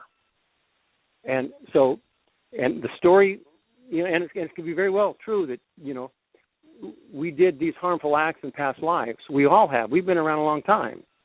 We've all done very, very bad things, you see. And we come back and we do very good things to make up for it, or we forget our past. We don't know what happened in our past life. We're told what happens in our past life. We go into the between lives areas, and we get these past life reviews. There's the beings that are controlling those environments are bad boys. They are advanced beings, bad boys with an agenda to get us to come back and incarnate on planet Earth. Now, if they can put a story in play that if you do a harmful act, you got to make up for it, and you got to do it on planet Earth. You got to reincarnate and make up for karma. You got to pay that debt. That's nonsense. These dark beings, they're doing these terrible things on planet Earth right now, causing all this disease and all these wars and all the killing, and it's just all this terrible stuff. They don't believe in karma. They're not the effect of karma. They're getting away scot-free. They're doing all this bad stuff absolutely guilt-free. It's a different kind of agenda. It's a different set of beliefs. It's a different set of values and purposes and intentions. And it's different. The only ones that are buying, they're the ones that are getting the short end of this stick are the people that are buying into the fact that they have to reincarnate to make up for something bad they did. They don't have to. You don't have to. It's not a spiritual rule or law. You're not bound by some greater being that says you have to do it, and so you have to. We've done bad things. Another thing I used to do, 500 hours of past life regressions I had done on myself back in the 70s, and I was giving other people past life regression sessions, at least 500 hours of stuff. And so in these past lives, you go into the past, and you do clear up the times that you did harmful acts to others. And we are the effect, psychologically, mentally, and spiritually, we are the effect of what we've done in the past. We did a bad thing in the past, so yeah, we are likely to get a bad thing happening to us. But it's a psychological mechanism. It's not a spiritual law. But the bad boys, these archons, you might want to call them, these beings that are trying to be the lord and masters of humanity and keep us reincarnation thing on us through these religions mainly, and they're getting us to buy into the karma and the karmic debt thing as a method, a manipulation tool to get us to agree to come back and make up for it, fix it, balance it. And I say no. And I know some of the other teachers of philosophy and stuff on the internet are, and they're pretty popular and stuff, and they say, yeah, there is karmic law. There's karma. And I say no, absolutely not. It's a trick. But when we agree to it, it becomes so. It becomes the reality. And then you do feel compelled to come back and balance your karma. And because you agree that balancing the karma will free you, you feel that is working for you. So that's the way I see it. But the bad boys, they're not they don't worry about that stuff because they're not going to reap the repercussions of harmful acts to others. That's my thoughts on it. It doesn't mean I'm right. Everybody's got the right and the duty and the responsibility to, come up with their own story and philosophy and understanding of life. But that's mine, and those are the reasons why I believe that stuff. Okay. Got a question from someone in the chat room who was getting really tired but wants me to ask a question before they go to sleep. And their question is, Andrew, what does your guest think about the reason pain is in this earth life, and why do we have it? Well, before I give you the chance to answer that question, I will just say that pain is equated with a substance in your body known as substance P. I'm guessing P stands for pain, but something cannot be considered pain unless it has substance P, like someone who's itching. Like some people say that itching, the feeling of having an itch which you need to scratch, some would say that's a form of pain. But if it doesn't have substance P, then can it be considered pain? Some would argue that is not the case. Well, that's just my take on it from a down-to-earth perspective. But you, what is the reason we have pain in earth life? Why do we have it? Well, I think it's part of the physical body sensation experience. These bodies have been designed for sensation and the experience. When a spiritual being moves into a physical body, they can interact. Our physical bodies are like our avatars in a computer game. We become and feel and experience the environment through the physical body. And it's pain-pleasure receptors, it's hot and cold receptors. It's just part of the duality and the polarity nature of this reality system. This entire reality system is based on the duality, which means pain, pleasure, right, wrong, good, bad, hot, cold, and every dichotomy or every opposites you have, they are part of this reality. So in order to experience intense pleasure, what this really is it's like one ruler. In the middle, 0 point, or the middle of this measuring stick, it's 0, and you got pluses going that way and minuses going that way. In the middle, it's just like ho-hum. It's not pleasurable and it's not painful. But if you want to experience pleasure in this world with these bodies, and that's what they were designed, part of the reason they were designed was for the pleasure experience, the sensation, the beautiful smells and the beautiful scenery and the beautiful touch and the warmth and the warm and the fuzzy and the love, and we literally feel it within the body. To get that more intense and yummy good, we have to build a body that can sense that.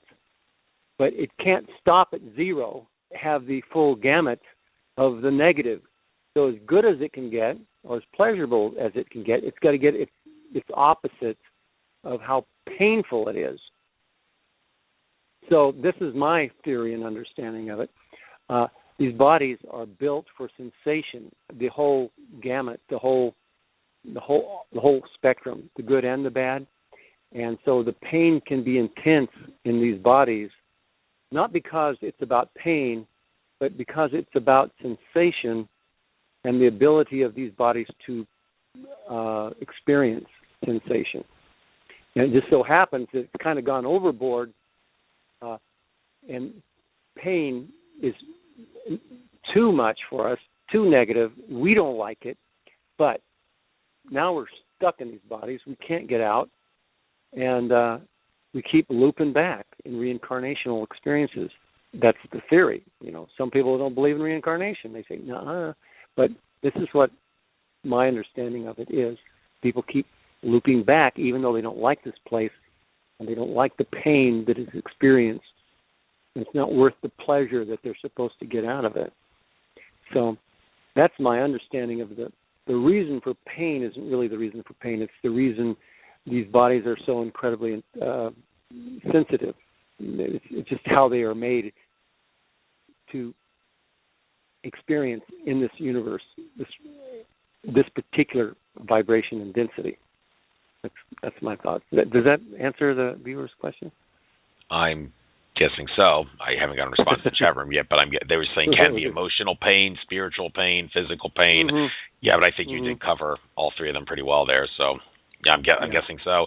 There is another caller here in the queue that just came in 8 minutes ago.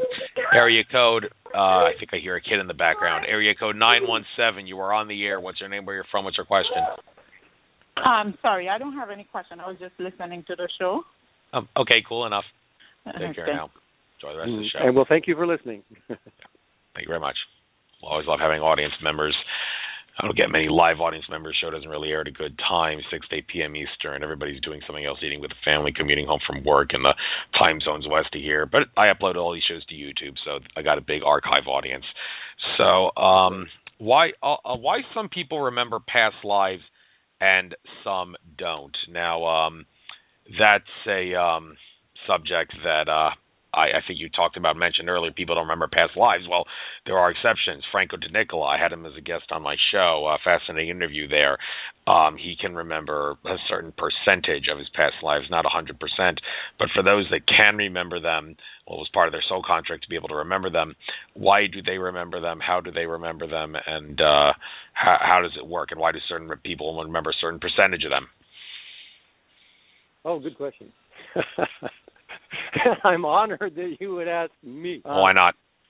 Yeah, why not, right? My understanding of that is that on one thing, yeah, these guys that can come in here and they do remember, that's a soul. They didn't make that contract. They would not agree to that. That's not going to happen, folks.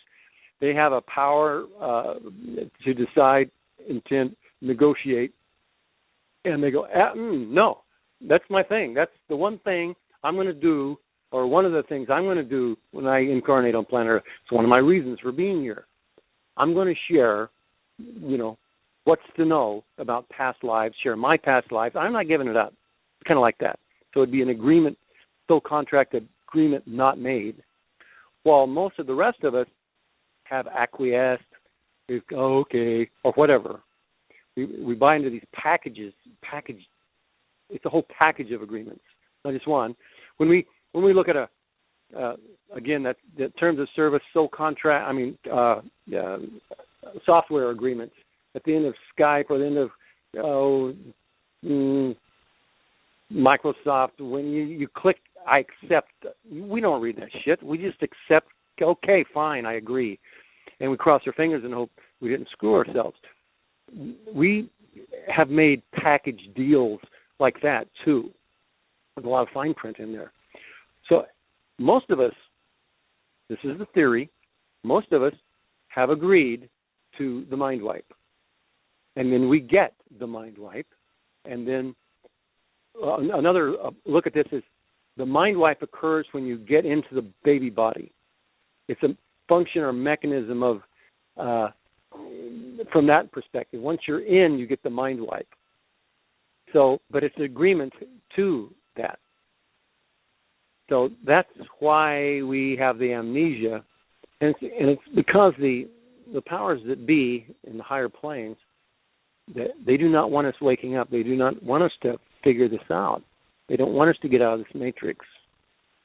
They want us to stay here and keep coming back and not figure it out. So, amnesia.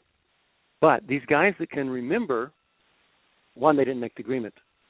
Now, the other thing that plays a part in remembering past lives and why most people can remember past lives with a little work is that, hypnosis or other kinds of techniques.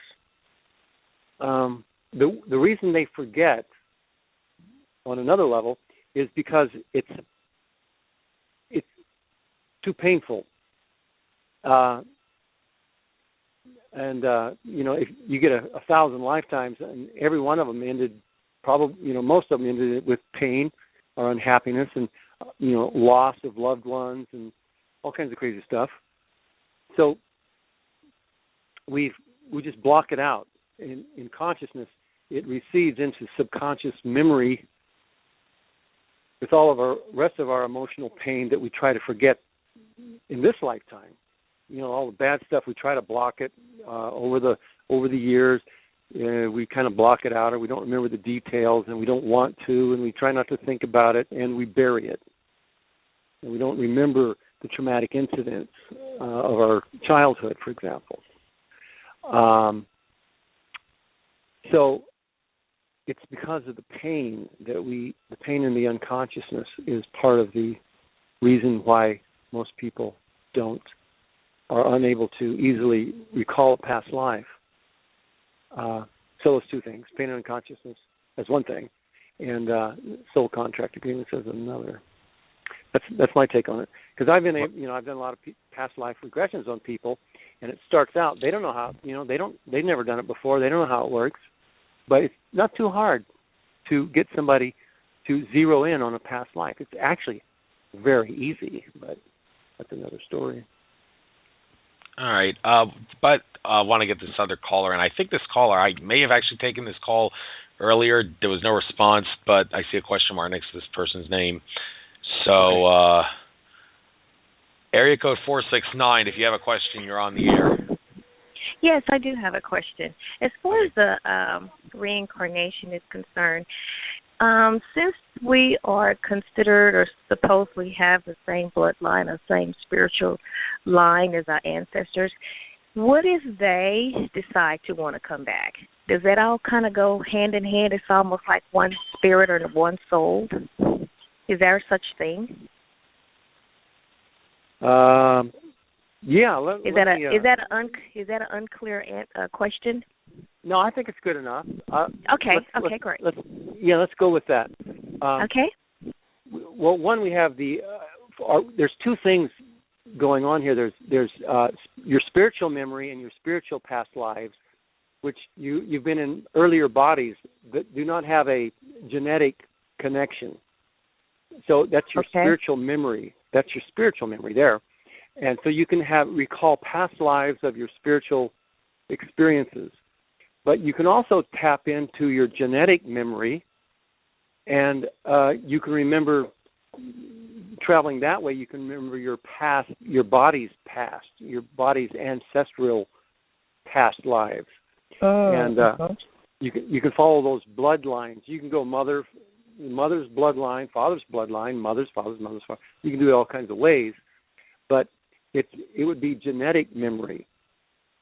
So, with that said, if you have ancestors who are considering reincarnating today, or let's say in your baby's body, to stay within the family, the genetic bloodline. Well, they just choose, the parents, and choose to incarnate. Now, as an aside, I have an American Indian bloodline, and the first recorded Cherokee chief of the Indian Nation was one of my great-great-great-grandfathers. So I thought that was cool, and then I heard that the Cherokee Indian bloodline was seeded by the Pleiadians, and I'm going, ooh, I like that too. But okay. So I feel a very strong blood connection, so I really get the whole genetic bloodline thing. I think it's important, and there's a lot in it and a lot to it. And I think our ancestors can come back in our bloodlines, and we can even focus in and stay within our genetic bloodlines too. So I think that's all possible. And I think the dark forces are totally into that whole family bloodline thing. Yeah. Okay, that's a satisfied answer. Thank you. Oh, well, thank you for asking. It was a good one. Thank you very much. Take care now. Later. All right, we got 9 minutes and 45 seconds left on the live feed here. So, after life reading, it has been said that when you die, you get some sort of a life reading, and you mentioned how what you believe your afterlife will be is what will happen to you when your body passes away. I remember George Cavazos actually saying that too. Like, if you're a devout Christian who believes in heaven, you will enter a heaven of sorts that's as the Christians believed it. He said that in his Project Camelot interview. And or on the flip side, if you believe that you are so bad and you will go to hell, not that anyone in the world actually does believe this, but you would go to a hell-like world, and any such reality that we can imagine has to exist because thoughts manifest into reality, and that means that if enough people believe that there was a hell, then yes, of course, a hell, or even a Camelot. George Cavazos said he was at the Camelot where King Arthur and everybody was. That place is not fictional. It does exist in the sense that our thoughts can create it in some dimension, realm, or whatever word you think is appropriate to create it. But, okay, I'm digressing. Specifically, in regards to people, the entities. Who are the entities that analyze our life for us, like when we get presented in front of them for the life review?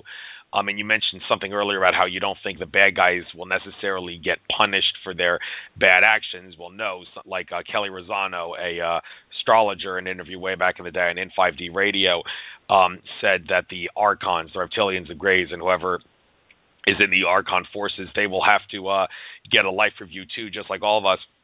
And she actually said that the entities that will do the life review are from the Sirius star system. Now, Sirius, the Pleiades, and our solar system are revolving around each other. Gravity is obviously not the only force doing that. And Sirius and the Pleiades, we're the baby of the group, I think, in a sense. So I guess you could say that, yeah, it does make sense that Kelly Rosano, if she's right, then that would make sense. It's Sirius entities would give the life review. So do you know anything about who gives this life review? Are the entities from Sirius, and would the bad guys get one just like the good guys? Okay, there's a lot of stories and a lot of different people presenting different, their understanding and their truth of the nature. So, I'm not going to say, they're wrong, I'm right. But I'll say that, there's a lot of very powerful beings, and they're way more advanced than we are, and they live in a higher plane and dimension and density, and some of those reality systems are like physical reality systems. There's planets and stars and civilizations and beautiful cities and forests and everything like that. And these are planes. And there are very advanced and spiritually loving beings all over the place. But my own thoughts about the life review are that it's a very localized thing to keep humans reincarnating. And it's the Archons, it's these dark beings that getting people involved in the life review one way and another. There's this afterlife realms that will are set up to entice or seduce or invite people to come to after they drop dead. And these environments are based upon a person's belief systems. And it's all very, very easygoing, and you get over there, and then eventually you'll be invited or just shoved in front of a life review thing. And the idea, this is my understanding, I didn't come up with this, but when I read it, I go, yeah, that makes sense. You're shoved in front of your life review, and it is, it's a stacked deck. These beings have a vested interest in you feeling miserable and bad and wanting to go back to fix it. They want you to believe that you are not worthy of salvation and redemption if you're into salvation and redemption. You're not worthy yet. All you have to do is go back one more time, and that will be enough. That will balance it out, balance your karma. And you start agreeing to what they are getting you to agree to by virtue of them showing you your life review of just the negatives, just the crap. They forget to show you all that wonderful thing you did for that little turtle that was crawling across the road that time. They don't focus you on the warm and fuzzy and how good you were. They're going to focus you on the negatives, and that will always make a person feel bad. If we just sit here and think of all the bad shit we did, then we feel bad. So, and that's my understanding of what they do and why they do it. They want us to feel bad and agree that we're not worthy, or we just need to do this other thing, and then we can, then we'll be free to go to a higher vibrational plane, and it's stacked. And not only that, they will, if they have to, get some really icky, really serious, bad past lives, way past lives, terrible moments in time of our own or even somebody else's bad acts, where it could be some other evil, messed up being doing something bad. And they will project that into your past life's review session. And you go, oh, yeah, and we don't know. We believe it's our own bad act. And boy, do we feel bad. We believe we were really bad. We don't know. It's just a thing. They're just projecting stuff into our minds. And we go, oh, yeah. They want us to agree to come back. So that's my thing. That's what I believe about the past life thing. All right, and karma or anything. Yeah. And with we got 3 minutes left on the live feed, just and one last thing, with Andrew Bartz having pointed out that the Archon control system has been cannibalizing itself since 2011, and it actually has to keep cannibalizing itself in order to sustain itself to the point where it actually won't even exist anymore. That's how good it is at this point for us and bad it is for them. With that being said, let's assume that X amount of years down the line, the Archon control system cannibalizes itself entirely. When that happens, life would have to be a lot different on planet Earth, and I don't know if we can adequately imagine what it would be like in that case. But let's say people still do pass away. I'm sure they'd have a longer lifespan, but their bodies may still pass away. When they pass away and their heart, soul, essence leaves their body, one would think, okay, because the Archon control system is gone, there isn't going to be that trap of don't go into the light anymore. We won't see a light because there's no Archon control system anymore. Would you expect something like that to happen, or is it something that you really can't predict based on the information and the evidence? Oh, I like it. It sounds good. It sounds right to me, because they are infighting, and we are turning the tide. We're getting good positive changes into the future, and yeah. When they're gone and the grid's out of the way and we're free, when we drop dead, we can leave this place and just take off. Higher planes, dimensions, densities, other planets, other solar systems, and we're free. There's no, whoa, how about a life review and a reincarnate? No, we just take off, take a vacation, regroup, yahoo, I'm free being, yoo-hoo, what am I going to do now? And you might want to come back to Earth. You have some friends and loved ones here, and it's not a piece of shit that it used to be, and yeah, it'd be okay. Or you can go off and do other things in other planes, dimensions, realities, and on other planets in the physical reality system. So yeah, I'm with those guys on that one. Yeah, I hope they're right about that. And since there's only 1 minute, 5 seconds left on the live feed, I guess I'll bring this show to an end, and I'll do that by telling you the same thing I tell all my guests. It's always the most emotional part of every single one of my shows. But, Rich, I loved having you on. This was a fascinating show from a fascinating individual covering soul contracts and a whole lot more. Glad I titled the show How to Revoke Soul Contracts, among other things, because we talked about a lot of other things. But if you ever want to come on my show again, give me a buzz, and I can certainly give you like a half hour to an hour special to talk about something new if you ever want to talk about that. But the fact is, Rich, ever since I started doing the show, one of my goals has always been to get as many different guests on my show as possible before I give any one specific guest double dips, because I felt that was the fairest, most impartial, and most informative way of doing a show that seeks to expose the nature of reality. So even though you're more than welcome to ask me to come on your show, on my show, and I'll be certainly willing to give you a chance to come on if you do that. As far as me contacting you or any of my other guests, I probably won't be asking you to come on again, but that's only because I feel the need to give lots of other fascinating individuals the chance to have some glory on my show. But I promise you to spread this interview far and wide. Like I said earlier, I do upload all my shows to YouTube, and I'll do the same with this one. And after it's uploaded, I'll post a link on a whole series of social media networks like Prison Planet Forum and DavidIke.com and other forums like that, where people can check it out and listen to themselves to learn how to revoke soul contracts and the rest. So you'll be heard, and I'm sure that people will be spending a lot more money and giving you more money to join that boot camp of yours. We didn't really get to talk about all that much, but that's okay. I mean, people are more. Oh, it's great. This is a great interview. I loved it, Andrew. Yeah. Thanks. I really appreciate it, man. I'm glad you loved coming on.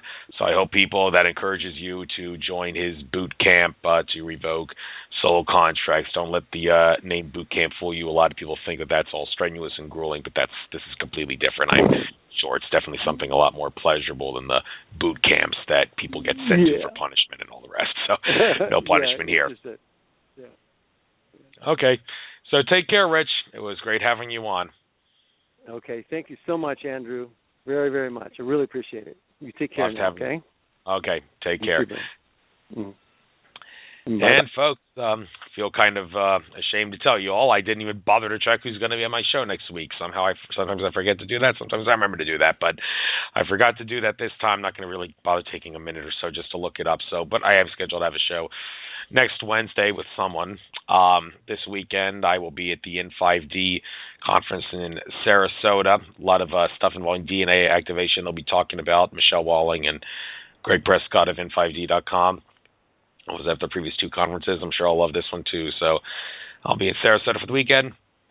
See you all for another show next Wednesday from 6 to 8 p.m. Eastern. This is Andrew Fisher signing off from Nature of Reality Radio. Namaste, everybody. Enjoy the rest of your trek throughout infinite consciousness.